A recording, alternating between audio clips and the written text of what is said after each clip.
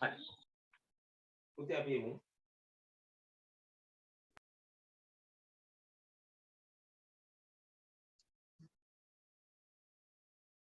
අපිට ඊළඟට කතා කරන්න තියෙන්නේ ජංගම ගිණුමක් පවත්වාගෙන යද්දී අපිට තියෙන වාසි මොනවද කියලා කතා කරන්න තියෙනවා.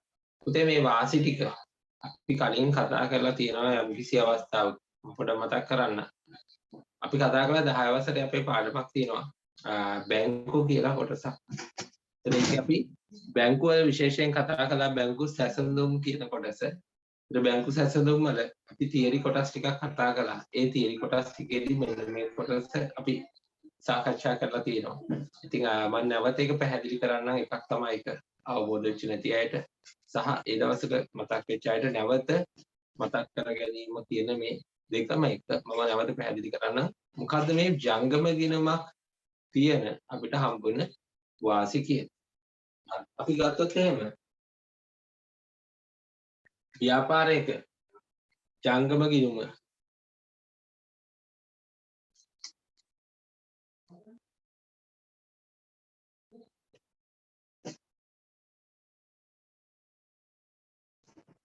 ජංගම ගිණුමක් තියෙන කෙනෙක්ට හම්බ වෙන ප්‍රතිලාභ අපි ප්‍රධාන පහක් අඳුර ගන්න. බලමු මොනවද මේ හම්බ වෙන ප්‍රතිලාභ පහ කියලා. හරි. පළවෙනි එක තමයි පුතේ ජංගම ගිණුමක් තියෙන කෙනෙක්ට හම්බ වෙන පළවෙනි නැත්නම් වැදගත්ම ප්‍රතිලාභය අපි ගත්තොත් ඒක තමයි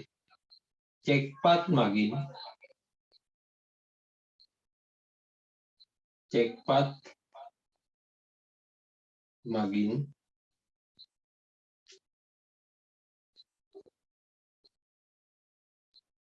ගනුදෙනු කළ හැකියවීම. චෙක්පත් වලින් ගනුදෙනු කරන්න හැකියාව හම්බ වෙනවා. දෙවැනි එක තමයි පුතේ. දෙවැනි එක අපි ගත්තොත් බැංකු අයිරා පහසුකම්. බැංකු අයිරා පහසුකම්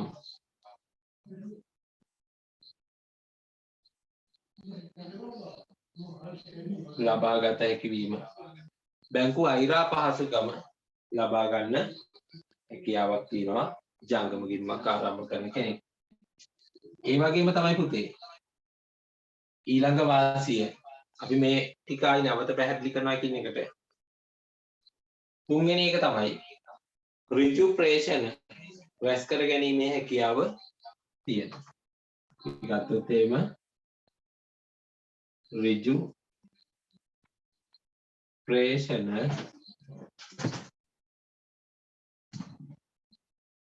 රැස් කරගත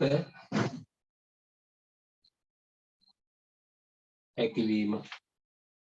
ඍජු ප්‍රේෂණ රැස් කර ගැනීමේ හැකියාව හම්බ වෙනවා ජංගම ගිණුමක් තියෙන ජංගම ගිණුම් හිමියෙක්ට. ඒ වගේම තමයි එයාට හම්බ වෙන ඊළඟ වරප්‍රසාදය ස්ථාවර නියෝග මත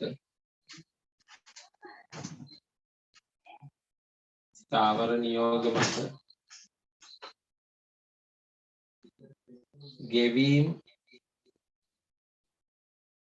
සිදු කළ හැකියවීම.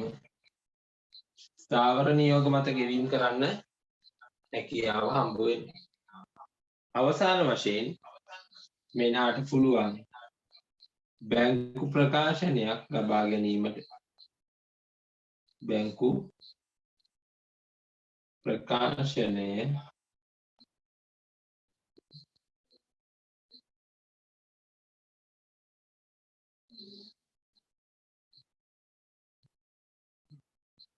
ලබා ගැනීමට හැකියවීම. හරි. අපි පුතේ කතා කරමු මේ එකින් එකට කොහොමද එයාට වාසියක් වෙන්නේ කියලා. ඒතකොට ටියුට් එකේ ගියොත් එහෙම අපිට කියනවා ජංගම ගිණුමක් පවත්වාගෙන යන පවත්වාගෙන යාමේ වාසි මොනවාද විස්තර කරන්න. ඒතර අපිට මේ ටියුට් එකේ දීලා තියෙනවා වාසි ටික ලියන්න තියෙනවා සහ ඒ එක එක වාසිය විස්තර කරන්න කියලා තියෙනවා. හරි. පළවෙනි එක තමයි පුතේ චෙක්පත් මගින් ගනුදෙනු කරන්න පුළුවන්. මම පොඩි මතක් කිරීමක් කරන්නම් ඔයගොල්ලන්ට. පොඩ්ඩක් මෙන්න මේක හොඳට අහගන්න.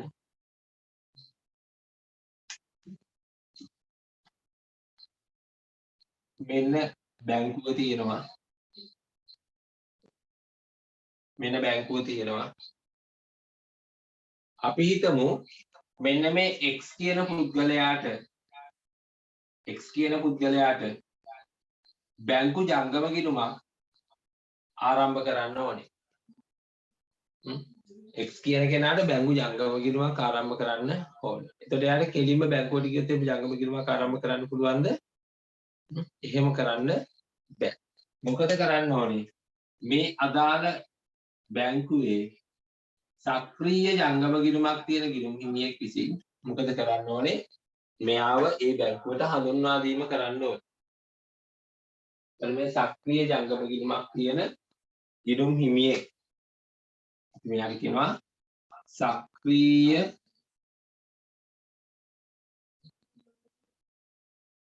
ගිණුම් හිමියෙක්. මෙයා මොකද්ද කරන්න ඕනේ? හඳුන්වා දීම සඳහා අදාළ ලේඛනය සම්පූර්ණ කරලා අලුත් ගනුදෙනු කරුව බැංකුවට හඳුන්වා දීම කරන්න ඕනේ. ඊට පස්සේ මෙයාට පුළුවන් අයදුම් පත්‍රය, මුදල් තැන්පතු පත්‍රය, ඊට පස්සේ අපි ගත්තොත් අත්සන, එයාගේ අත්සන සහතික කරන්න තියෙන ලේඛනයක්. අන්න ඒ ලේඛන ටික සම්පූර්ණ කරලා බැංකුවට ලබා දීම කරන්න ඕනේ ජංගම ගිණුම ආරම්භ කරන පුද්ගලයා විසින්. ඒතර එයාට ජංගම ගිණුම ආරම්භ කරාට පස්සේ බැංකුව විසින් මොකද්ද දෙන්නේ? චෙක් පොතක්. චෙක් පොතක් බැංකුව ගිණුම් හිමියාට දෙනවා. අන්න එතකොට එයාට පුළුවන් මොකද කරන්න?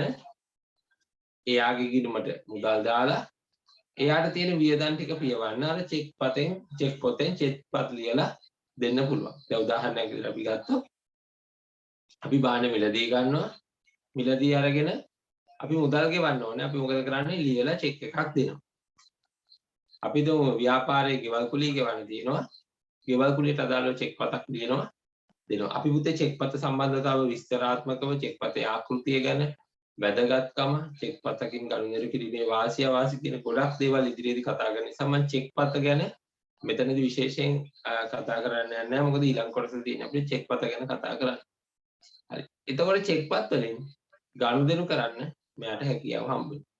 ඉතින් සාමාන්‍යයෙන් අපි ගත්තොත් කාසිහා නෝට්ටු නැත්නම් මුදල් භාවිතා කරලා ගනුදෙනු කරනවට වඩාත් ආරක්ෂිතව සහ පහසුවෙන් ගනුදෙනු කරන්න චෙක් පත භාවිතා කරන්න පුළුවන්. ඉතින් ඒක නිසා තමයි ව්‍යාපාරිකයන් සාමාන්‍යයෙන් චෙක් පොත් නැත්නම් චෙක් පත් මගින් ගනුදෙනු කිරීමේ ප්‍රතිලාභය ලබා ගැනීම සඳහා ජංගම ගිණුම් ආරම්භ කරන්නේ.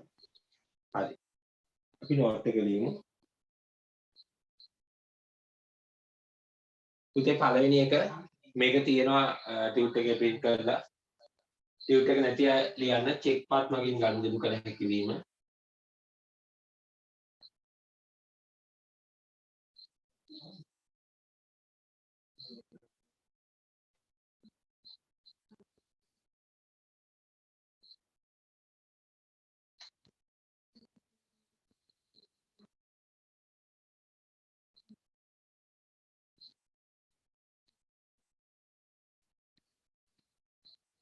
චෙක් පත් මගින් ගනුදෙනු කර හැකි වීම. අපි ලියමු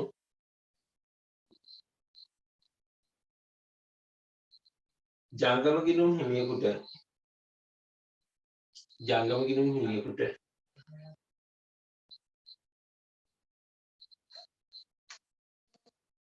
ජංගම ගිණුම් හිමියෙකුට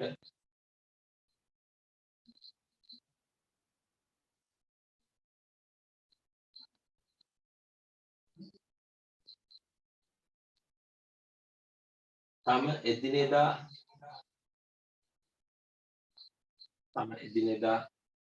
ගෙවීම් පියවීම සඳහා ගෙවීම් පියවීම සඳහා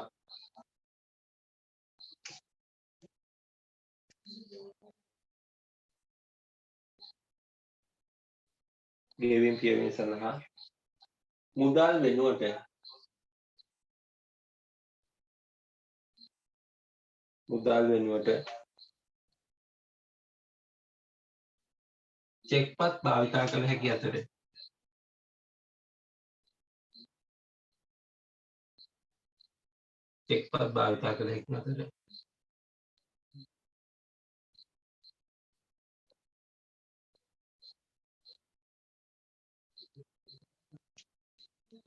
ඒ හරහා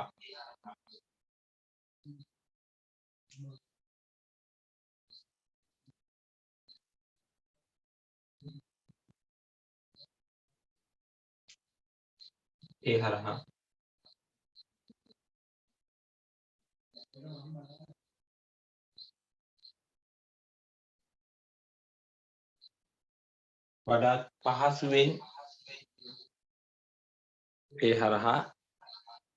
පහසුවෙන් ආරක්ෂිතව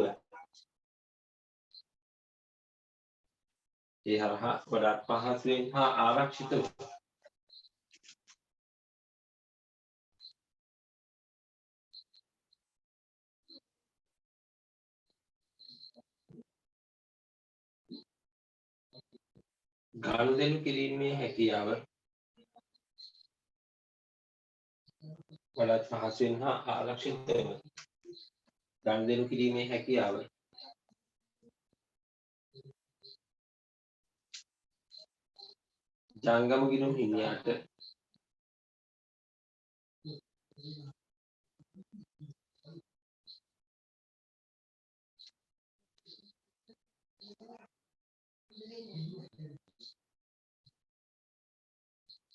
ජංගම ගිණුම් හිමියාට ලබාගත හැකිය.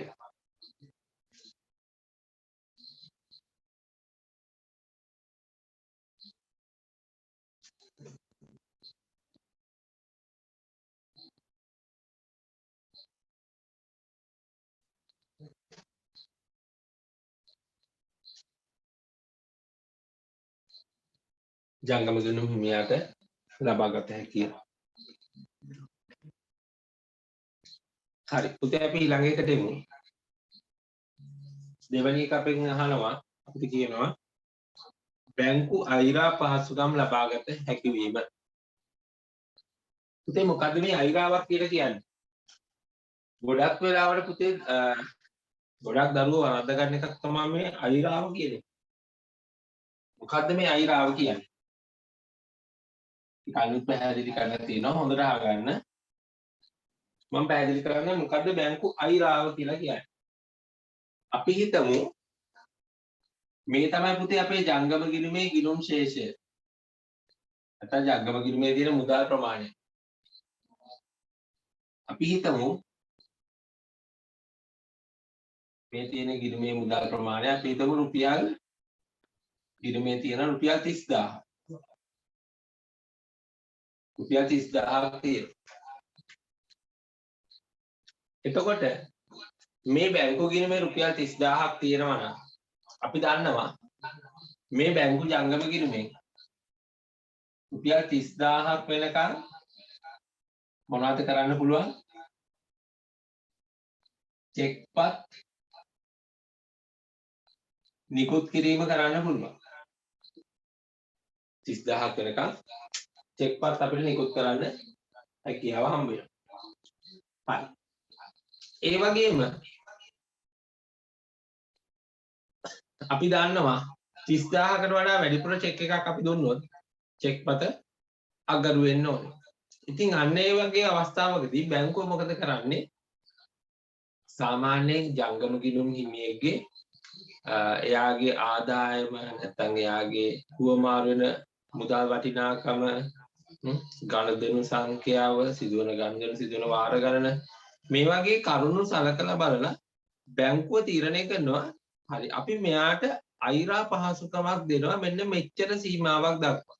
අපි හිතමු මේ ගිණුම් හිමියට බැංකුව විසින් අනුමත කරලා රුපියල් 20000ක් වෙනකන් අයිරාවක් දීලා තියෙනවා. මේ තියෙන පුතේ අයිරාව. 20000ක් වෙනකන් අයිරාවක් ගන්න පුළුවන්. ඒ කියන්නේ කෙටි කාලීන ණයක් නැත්නම් බැංකු ගිණුමේ බැර ශේෂයක් අපි කියන. ඒ කියන්නේ මෙන්න මෙතෙන්ට එද්දී බැංකු ගිණුමේ මුදල් සංඛ්‍යාව බිඳුව බවට පත් වෙනවා. එතනින් පස්සේ විනාගයක්. සාමාන්‍යයෙන් බැංකුව මෙන්න මේ වගේ පහසුකමක් දෙනවා ජංගම ගිණුම් හිමියට. ඒ කියන්නේ මොකද්ද? බැංකු ගිණුමේ ශේෂය ඉක්මවා යම් එකඟ වූ සීමාවක් දක්වා චෙක්පත් නිකුත් කිරීමට ජංගම ගිණුම් හිමියට අවස්ථාව දෙනවා. අපි හිතමු ජංගම ගිණුම් හිමියා රුපියල් 40000ක චෙක් එකක් දුන්නොත් සාමාන්‍ය තත්ත්වයටදී නම් එයාට චෙක්පත් සඳහා මුදල් ගෙවන්න එයාගේ ගිණුමේ ප්‍රමාණවත් මුදලක් නැහැ. හැබැයි ඒ වෙනුවට මොකද කරන්න පුළුවන්? මේ 40000 ගෙවනවා. මෙන්න මෙහෙම. කොහොමද? එයාගේ ගිණුමේ තියෙන මුදල් 20000ක් සහ බැංකුව විසින් දෙන රුපියල් 10000ක කෙටි කාලීන ණයක් කියන මේ දෙකම එකතු කරලා රුපියල් 40000ක මුදල චෙක් පතට ගෙවනවා. මෙන්න මේ 10000ට අපි කියනවා මුතේ විශේෂණම අයිරාව කියලා. නැත්නම් බැංකු අයිරාව. ඒ කියන්නේ ජංගම ගිණුම් හිමියාගේ ගිණුමේ ශේෂය ඉක්මවලා ගනුදෙනු කරන්න අපි හැකියාව දෙනවා. හැබැයි ඒකත් සීමාවක් දක්වා පමණයි. දැන් මෙතනින් එහාට ඒ සීමාව නැහැ. දැන් උදාහරණයක් විදිහට ගත්තොත් මේ සිද්ධියට අදාළව නම් මේ කෙනාට රුපියල් 50000ක් වෙනකන් චෙක්පත් නිකුත් කරන්න පුළුවන්. එයාගේ ගිණුමේ 30000ක් තියෙනවා. අනුමත වෙච්ච බැංකුව අයිරාව 20000ක් තියෙනවා. ඒකට රුපියල් 50000ක් වෙනකන් චෙක්පත් නිකුත් කරලා මුදල් ගන්න පුළුවන්. අපි හිතමු මෙයා රුපියල් 55000ක චෙක් එකක් දුන්නා කියලා. 55000ක චෙක් එකක් දුන්නොත් පුතේ මේ චෙක් පත මොකද වෙන්නේ? අගරු වෙනවා. හේතුව තමයි එයාගේ ගිණුමේ ශේෂය සහ අයිරාවේ වටිනාකම චෙක් පත සඳහා මුදල් ගෙවීමට ප්‍රමාණවත් නැහැ. ඒ වගේ වෙලාවකදී සාමාන්‍යයෙන් 50000 ගෙවලා 5000 ගෙවා ඉන්නේ. එහෙම කරන්නේ නැහැ. සම්පූර්ණ චෙක් පත මොකද කරන්නේ? අගරු වෙනවා. ත්‍රම් බැංකුව අයිරාව කියලා කියනවා මොකද්ද? චෙක් පතේ දැන් බැංකු ජංගම ගිණුමේ ගිණුම් ශේෂය ඉක්මවා චෙක්පත් නිකුත් කිරීමට අවස්ථාව ලබා දීම අපි කියනවා බැංකු අයිරාව කියලා. හැබැයි මේක යම් එකඟ වෙච්ච සීමාවකට විතරයි යන්න පුළුවන්. ඒක ඕන තරම් මේ අයිරාව ගන්න බෑ. බැංකුව තමයි තීරණය කරන්නේ එක එක ජංගම ගිණුම් හිමියාට කීයක් වෙනකන් අයිරා පහසුකම දෙනවද කියන එක. හරි. පුතේ අපි ලියමු. නෝට් එක ලියන්න. කළු පෑනෙන් ලියමු.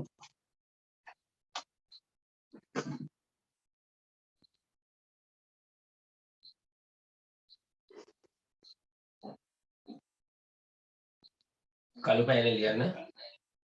බැංකු ජංගම ගිණුම් හිමියෙකුට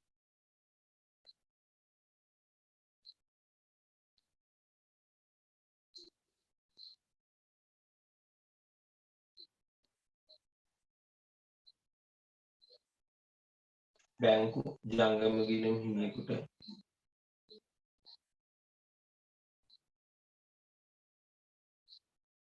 තම බැංකු ගිණුමේ ශේෂය ඉක්මවා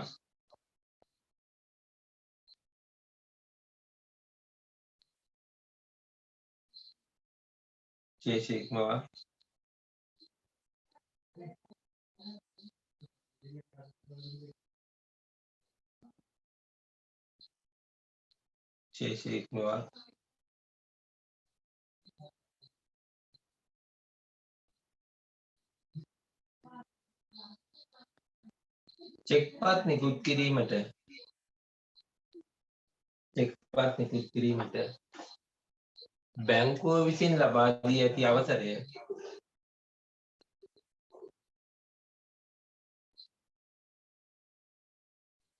චෙක්පත් නිකුත් කිරීමට බැංකුව විසින් ලබා දී ඇති අවසරය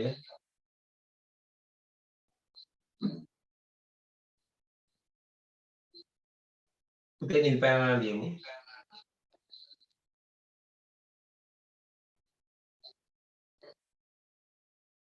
අවසරය නිල් පැනලා ලියමු. බැංකුව අයිරාව ලෙස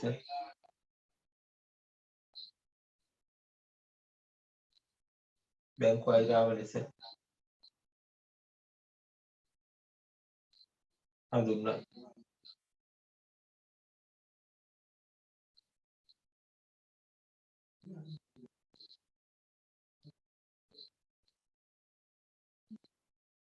බැංකු අයිරාව ලෙස හඳුන්වයි. හරි පුතේ අපි අලුත් චැට් එකකින් ලියමු.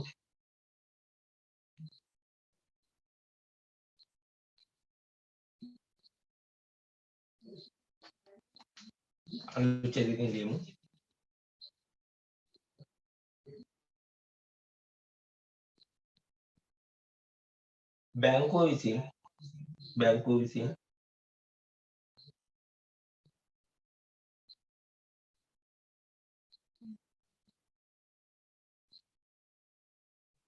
බැංකුව විසින්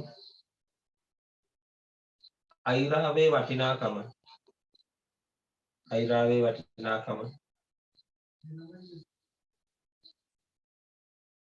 බැංකුව විසින් අයිරාවේ වටිනාකම තීරණය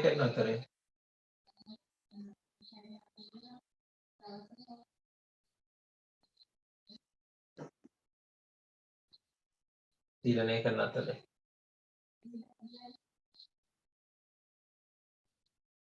එහිදී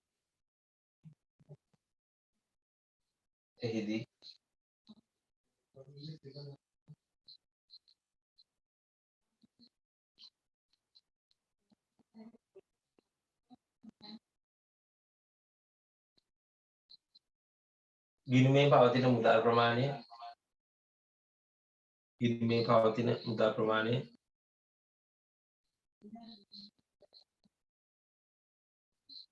කමාවක් ගනුදෙනු වල ස්වභාවය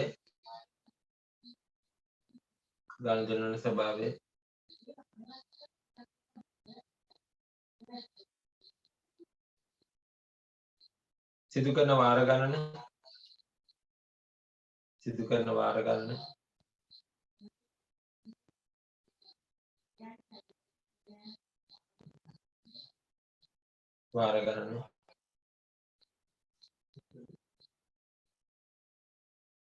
සැලකිලිට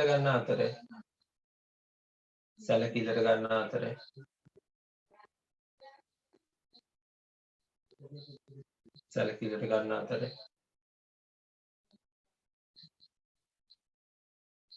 බැංකු අයිරාවක් යනු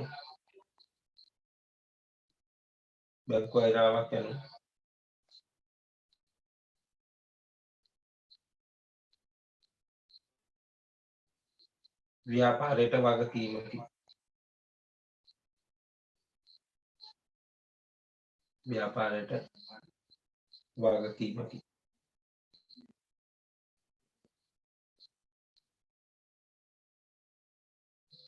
හරි පුතේ අපි ඒකටම ලියමු. ව්‍යාපාර විසින්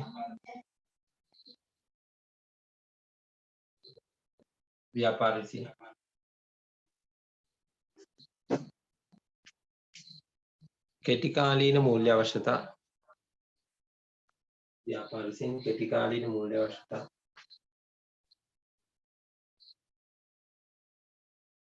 සපුරා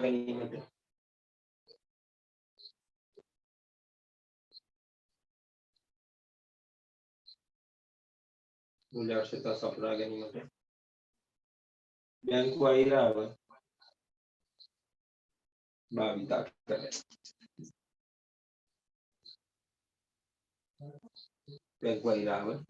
භාවිතා කරයි.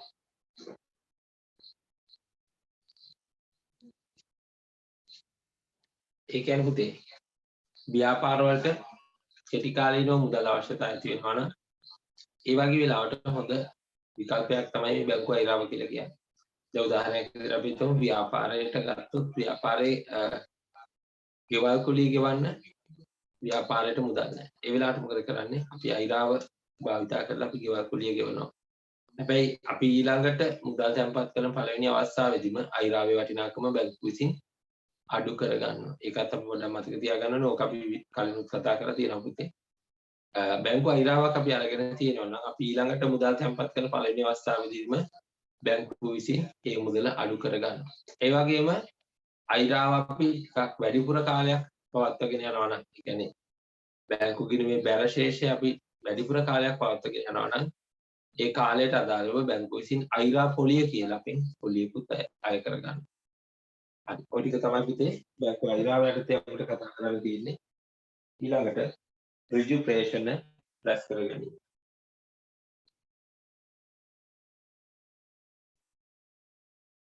පුතේ ඕන මෙන්න මේක අඳ ගන්න ඕගලන්ට තව පැහැදිලි වෙනවා.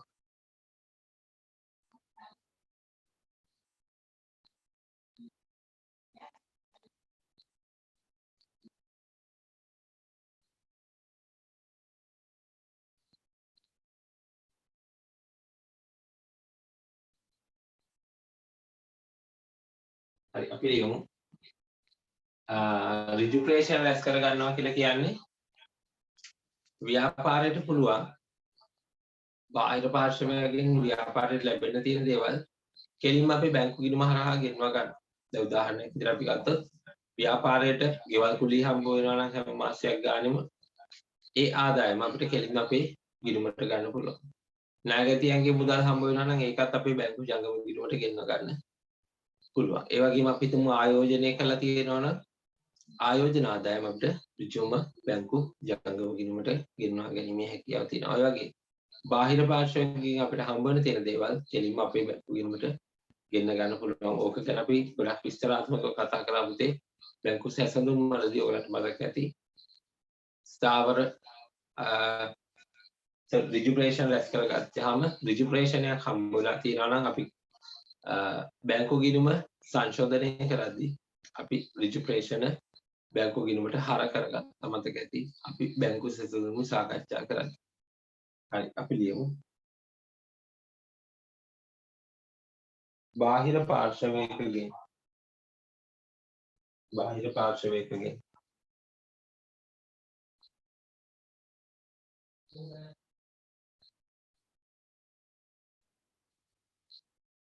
ව්‍යාපාරයට ලැබිය යුතු බාහිර පාර්ශවයකගෙන් ව්‍යාපාරයට ලැබිය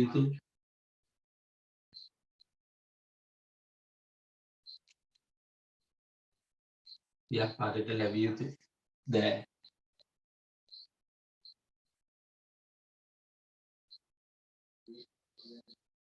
ඍජුවම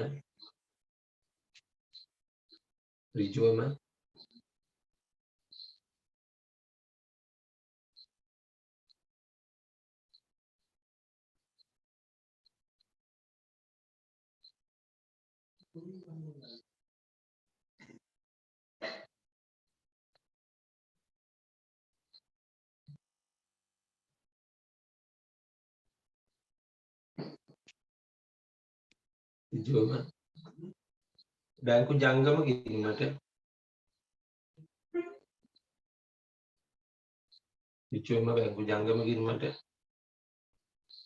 රැස් කරගත හැකි වීම.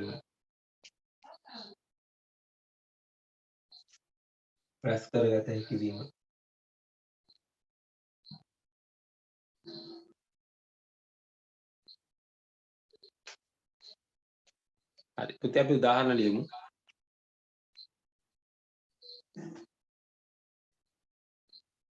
උදාහරණයක් ලියමු. ගෙවල් කුලිය ආදායම්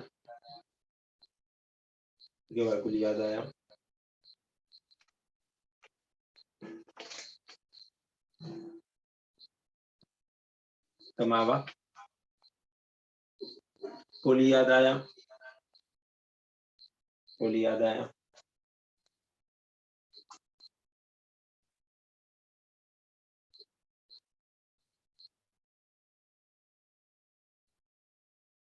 තමාවක් ණයගැති ලැබීම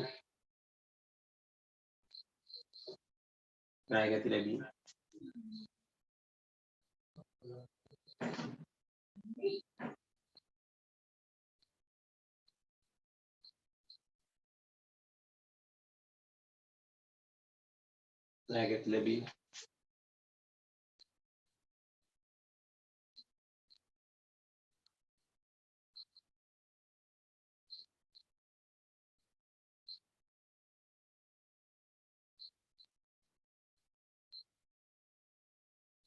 හරි ඊළඟ පුතේ ස්ථාවර නියෝග මත ගෙවීම මේවත් කතා කළා මතකද අපි කතා කළා ස්ථාවර වියදමක් නැත්නම් නිශ්චිත වියදමක් නිශ්චිත කාලයකදී නිශ්චිත පුද්ගලයෙක්ට ගෙවන්න තියෙනවා අපි අන්නේ වගේ වියදම් සඳහා ස්ථාවර නියෝගයක් නිකුත් කරන්න පුළුවන් ඒ කියන්නේ අපේ ගෙවීම ස්ථිරයි ඒ කියන්නේ හැම මාසෙම ගෙවන වටිනාකම ස්ථිරයි උදාහරණයක් විදිහට අපි ගත්තොත්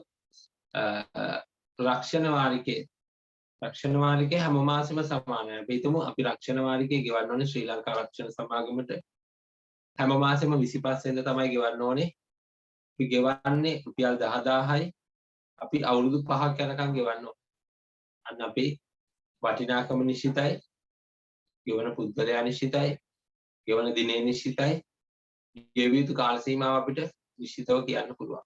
අන්න එහෙනම් අපිට පුළුවන් ස්ථාවර නියෝගයක් දෙන්න බැංකුවට රුපියල් මෙච්චර වටිනාකමක් මෙන්න මේ දවසේ ඉඳලා මෙන්න මේ දවස් වෙනකම් මෙන්න මේ කියන පුද්ගලයාට මෙන්න මේ දවසේදී ගෙවන්න කියලා අපිට ස්ථාවර නියෝගයක් දෙන්න පුළුවන්. ඒතර අපි ගත්තොත් ස්ථාවර නියෝගයක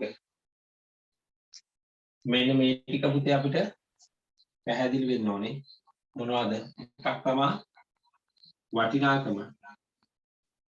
වටිනාකම නිශ්චිත වෙන්න ඕනේ. ඊළඟට ගෙවන පාර්ශවය නිශ්චිත වෙන්න ඕනේ. මාසෙට වෙනස් වෙනවා නම් බෑ ඒක කරන්න. ඊළඟට අපි ගත්තොත් ගෙවන දිනය නිශ්චිතව අපිට කියන්න පුළුවන් වෙන්න ඕනේ.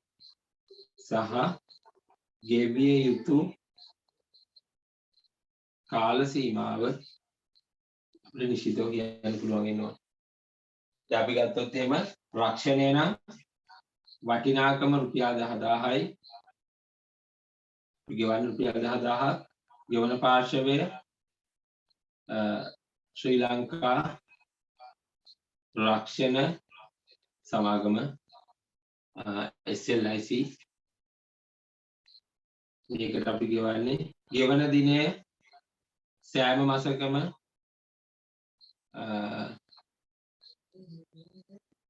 මාසේ 25 වෙනිදා තමයි ගෙවන්නේ.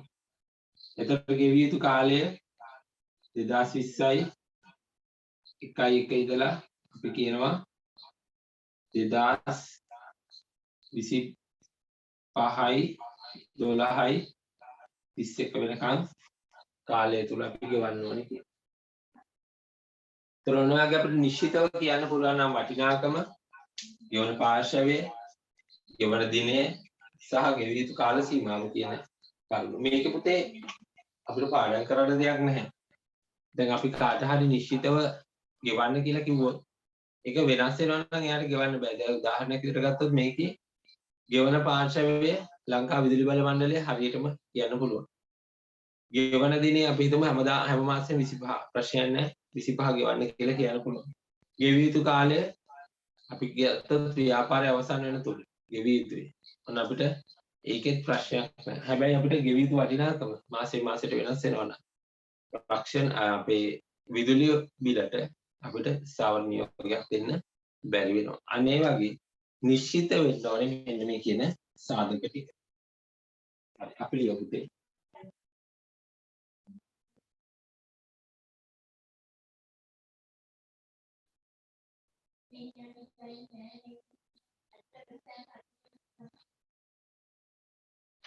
ලියමු. ව්‍යාපාරයේ විසින් පුතේ කල්පනා ලියන්න.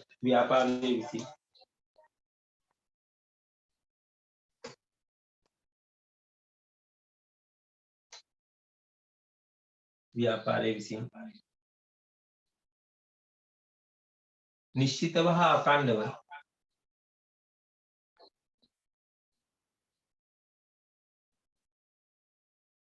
නිශ්චිතව හා අඛණ්ඩව සිදු කළ යුතු ගෙවීම් සඳහා සිදු කළ යුතු ගෙවීම් සඳහා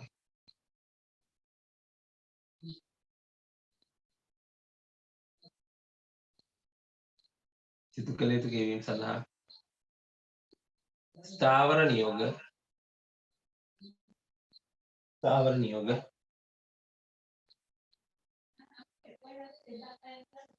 නිකුත් කළ හැකිය. ස්ථාවර නියෝග නිකුත් කළ හැකිය. හරි. අපි නිල් පෑන් ලියමු පුතේ.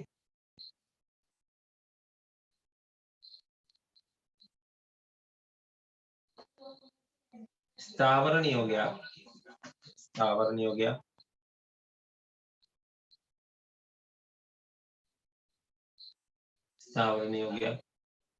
අදාළ ආකෘති පත්‍රය සම්පූර්ණ කර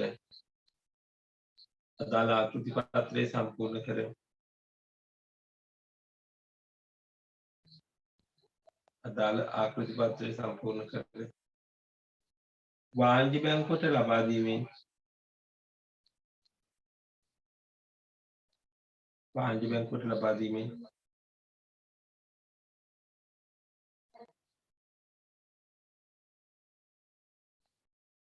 ක්‍රියාත්මක කිරීම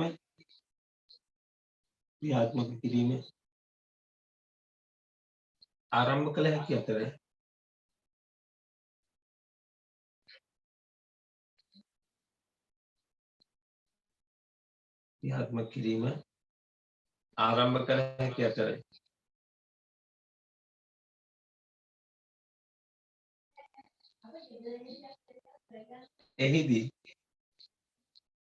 එහිදී අපි කමාදදා ලියමු. එහිදී ගෙවිය යුතු වටිනාකම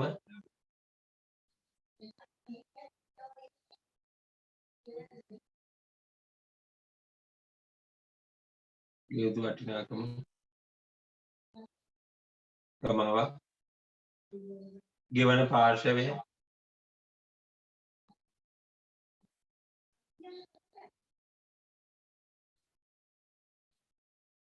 ගෙවන පාර්ශවය ප්‍රමාවක් ගෙවන දිනය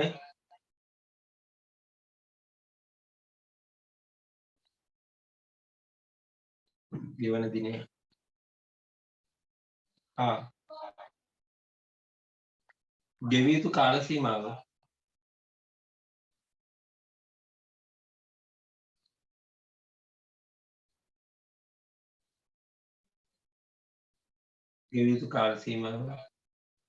නිශ්චිතව හඳුනාගත හැකි විය